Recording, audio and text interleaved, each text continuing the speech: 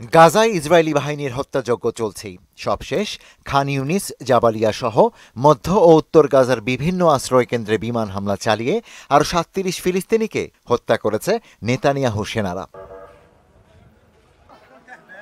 অন্যদিকে গাজায় সংকট শুরুর পর হামাসের কবজায় থাকা ৩৩ জিম্মি নিহত হয়েছে। ইসরায়েলি আগ্রাসনে এরা মারা গেছে বলে এক বিবৃতিতে জানিয়েছে হামাস।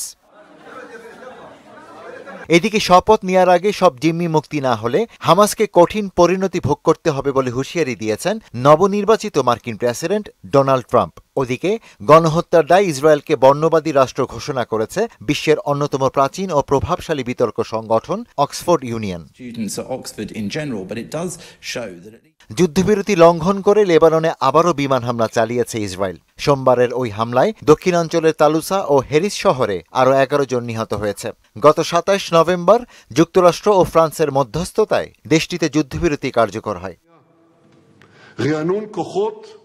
ইশতিয়াক হোসেন, মোহনা সংবাদ।